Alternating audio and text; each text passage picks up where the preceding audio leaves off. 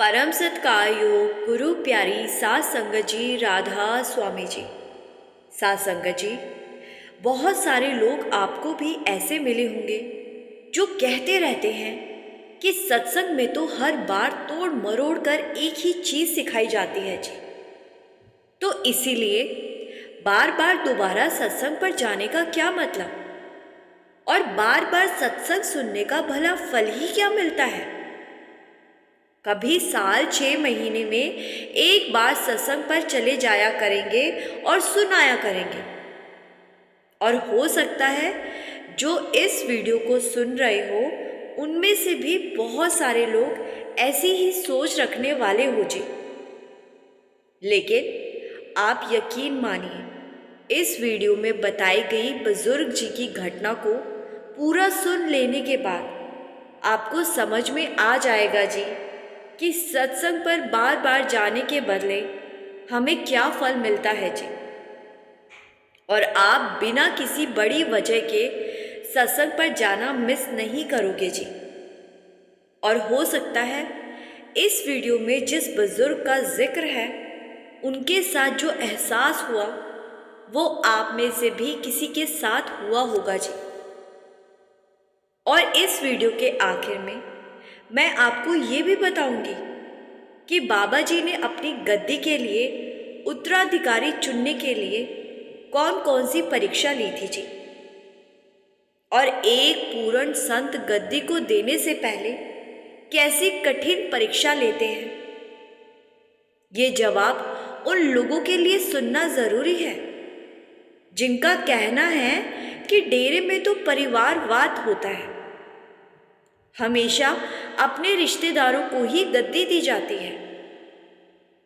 सात संगत जी, सबसे पहले हम शुरू करते हैं उस सवाल से कि क्या सत्संग पर रूटीन में जाना चाहिए या साल 6 महीने में एक बार जाना ही बहुत है।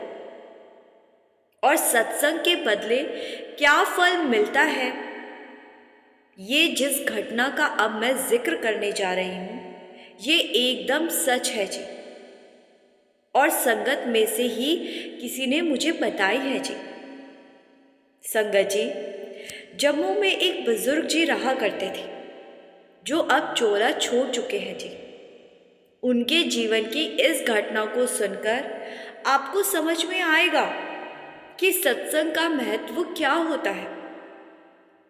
पहले वो एक सत्संगी नहीं हुआ करते थे और मंदिरों में जाया करते थे। उस समय उनके दूध की बहुत बड़ी डायरी हुआ करती थी जी। सत्संगों से उनका दूर दूर तक कोई लेना देना नहीं था और ना ही उन्हें किसी संत के सत्संग में जाना पसंद था जी। एक बार जम्मू में बाबा जी के सत्संग की तैयारियां चल रही थी। बहुत सारे सेवादार सत्संग वाले दिन से 4 दिन पहले सेवा करने जम्मू सत्संग घर में पहुंचे हुए थे जी। और उस समय एक दिन सत्संग घर में चाय बनाने के लिए दूध कम पड़ गया जी। तो 2 सेवादारों को बाजार से 100 लीटर दूध लाने की ड्यूटी लगाई गई थी जी। उन दोनों सेवादारों के लिए जम्मू एक नई जगह थी, तो वो घूमते घूमते उसी बुजुर्ग की डायरी पर पहुंच गए जी, जिनकी घटना मैं आपको बताने जा रही हूं। वहां उन्होंने 100 लीटर दूध के पैसे दिए और दूध को अपनी गाड़ी में रखकर सत्संग घर पहुंच गए। चाय बनाने वाले सेवादारों को दूध की क्वालिटी बहुत ही अच्छी लगी, तो इस वजह से अगले 3 दिन तक वहीं उन्हीं बुजुर्ग की डायरी से दूध आता रहा। और जिस दिन सत्संग था उस दिन संगत को देखते हुए बहुत ज्यादा दूध की जरूरत थी जी। तो सेवादारों ने उस बुजुर्ग की डायरी में फोन कर दिया और उनसे बेनती की अगर वो खुद दूध को सत्संग घर में पहुंचाने की कृपा कर दे। तो सात संगत जी, अब दुकानदार को और भला क्या चाहिए होता है। जब इतने बड़े बड़े ऑर्डर आ जाए तो कौन सा दुकानदार खुद जाकर दूध देने से मना कर सकता था। तो बुजुर्ग जी ने कहा कि आप चिंता ना करें, मैं सत्संग घर में दूध पहुंचा दूंगा। सेवादारों ने कहा कि आपको सुबह 6 बजे तक दूध पहुंचाना होगा, क्योंकि सुबह 6 बजे तक का दूध अभी हमारे स्टॉक में है और 6 बजे के बाद संगत का रश एकदम से बढ़ने लगेगा, क्योंकि बाबा जी का सत्संग 9 बजे शुरू होना है। तो बुजुर्ग ने कहा कि मैं सुबह 6 बजे से पहले पहुंच जाऊंगा। तो बुजुर्ग ने अगले दिन सुबह सुबह अपनी गाड़ी में दूध के ड्रम रखे और गाड़ी लेकर सत्संग घर पहुंच गया जी। और एक जगह पर गाड़ी लगाकर सेवादार को बुलाया तो सेवादार दूध के ड्रम उतारने लगे जी। साथ संगत जी, इस बुजुर्ग जी ने जहां गाड़ी लगाई थी उसके एकदम पीछे कुछ और सामान लिए एक ट्रक सत्संग घर के अंदर आया और उस ट्रक वाले ने अपना ट्रक इन बुजुर्ग जी की गाड़ी के पीछे लगा दिया, क्योंकि ट्रक में से सिर्फ थोड़ा सा सामान उतारना था। तो ट्रक वाले ने ये सोचकर ट्रक 2 मिनट के लिए वहां लगा दिया कि अभी ट्रक को हटा लूंगा। इधर ट्रक का सामान तो उतार गया, लेकिन ट्रक स्टार्ट नहीं हो पाया। उसमें कुछ तकनीकी खराबी आ गई और बहुत देर कोशिश करने पर भी ट्रक स्टार्ट नहीं हुआ। और इधर बुजुर्ग जी की गाड़ी से सारा दूध भी उतर चुका था। अब ट्रक जब तक पीछे से नहीं हटेगा तब तक बुजुर्ग की गाड़ी भी नहीं निकल पाएगी। संगत जी, फिर वहां कुछ सेवादार भी आ गए। उन्होंने बुजुर्ग जी को उनके दूध के पैसे दिए। तो बुजुर्ग जी ने कहा कि जी आज तो मैं आपके सत्संग घर में फंस गया। इधर ट्रक वाले ने कहा कि जी मुझे बाहर से किसी मिस्त्री को बुलाकर लाना पड़ेगा। तब तक 7:30 बज चुके थे और बुजुर्ग बार बार जल्दी कर रहे थे। तो सेवादारों ने बुजुर्ग जी को कहा कि जी आप तब तक हमारे साथ आइए। सेवादार बुजुर्ग जी को लेकर अंदर चले गए और वहां उनके लिए लंगर परोसा गया, चाय दी गई और भी बहुत सी खातिरदारी की गई। ये सब देखकर बुजुर्ग जी बड़े ही हैरान हो रहे थे और सोच रहे थे कि मेरे जैसे मामूली से इंसान को इतनी इज्जत, इतना सम्मान दिया जा रहा है। बुजुर्ग जी ने लंगर खाया और जाकर देखा तो मिस्त्री ट्रक को ठीक करने में लगा हुआ था और अब 9 बजने वाले थे। जो सेवादार बुजुर्ग जी को अंदर लेकर गए थे वो बुजुर्ग जी से कहने लगे कि जी अब 9 बजने वाले हैं, आप मेरी सलाह मानो तो आज आप भी बाबा जी का सत्संग सुन लो जी। क्या पता इसीलिए बाबा जी ने आपको अभी तक सत्संग घर में रोक कर रखा हुआ है जी, जिससे कि आप सत्संग सुन सको। अब बुजुर्ग जी क्योंकि सत्संग प्रवचन को पसंद नहीं करते थे तो वो कहने लगे कि जी मैं अंदर क्या करूंगा। तो सेवादार समझाने लगे कि जी आपको कौन सा अंदर कुछ काम करना है, आपको बस बैठना ही तो है।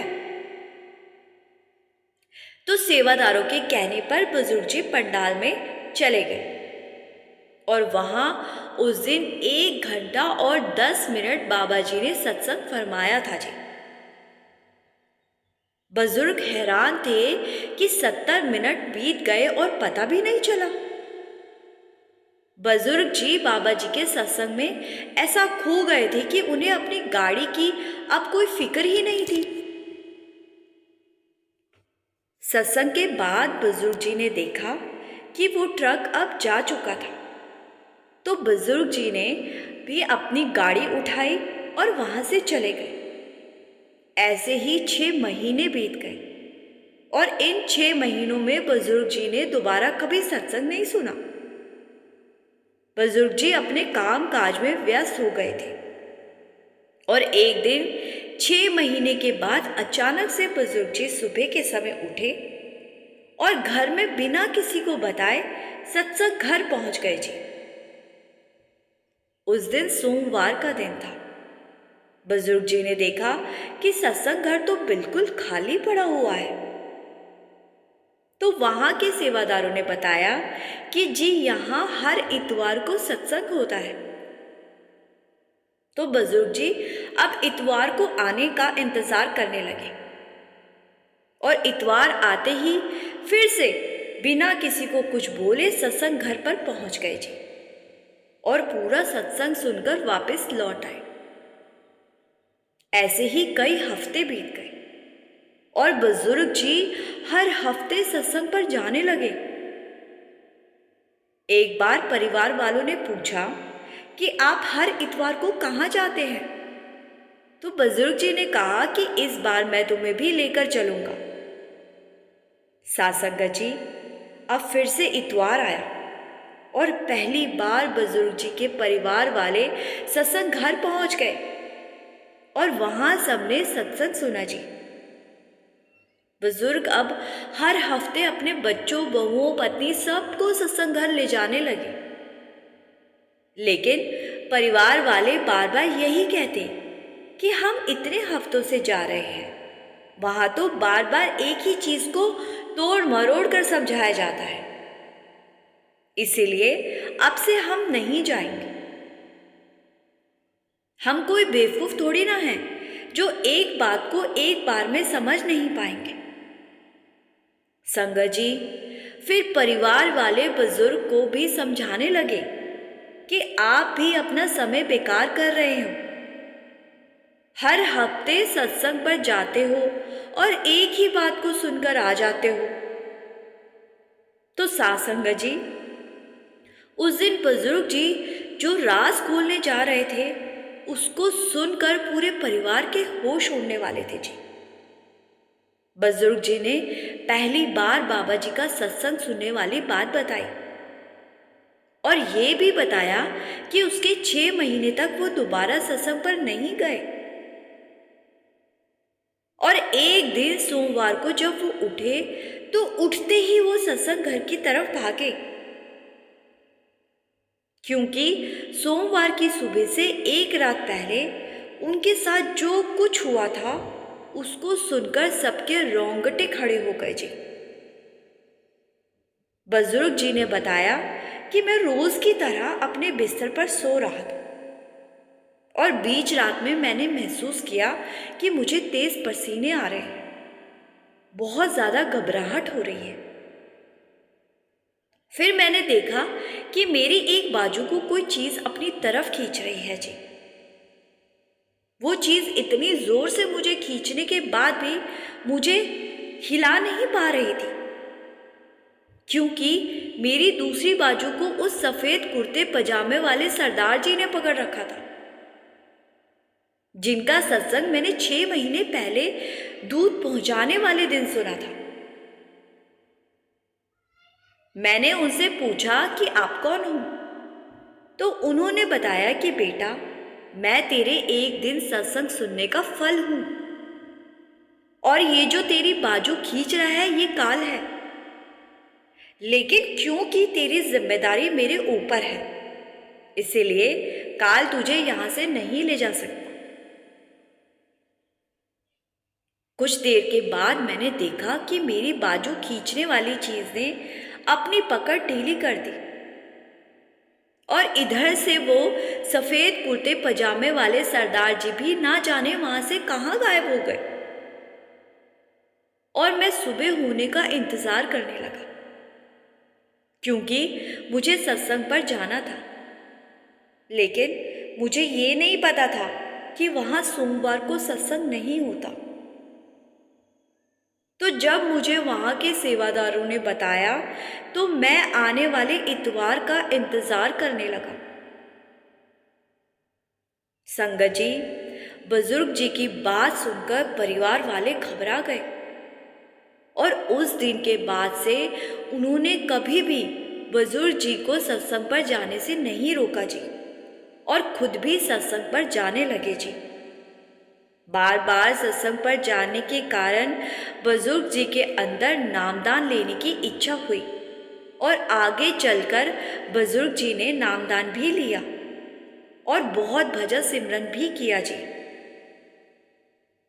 आज ये बुजुर्ग बाबा जी के साथ अपने असल धाम जा चुके हैं जी।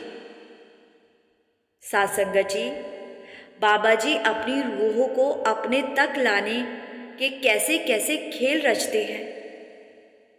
कैसे उस दिन बुजुर्ग जी की गाड़ी सत्संग घर में फंस गई, जिससे कि बुजुर्ग सत्संग सुन सके।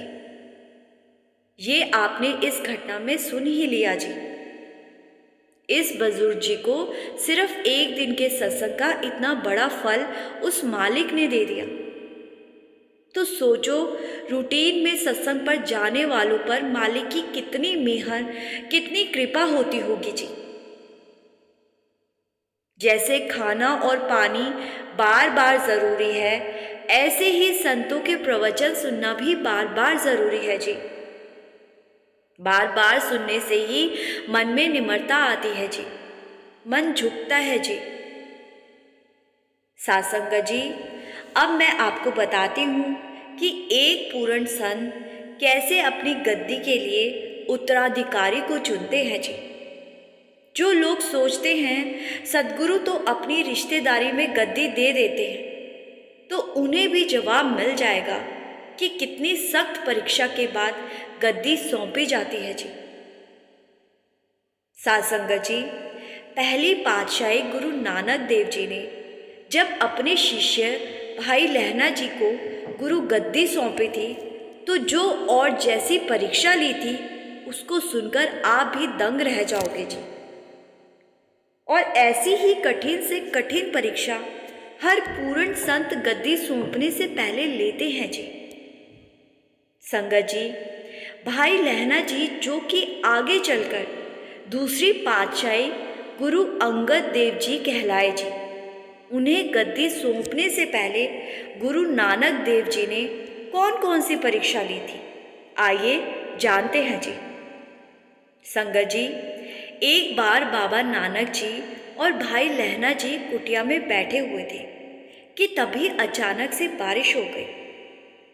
तो बाबा जी ने अपने बेटों के साथ साथ सभी शिष्यों को कहा कि बाहर घास की गठरी पड़ी हुई है, तुम उसको उठाकर अंदर ले आओ।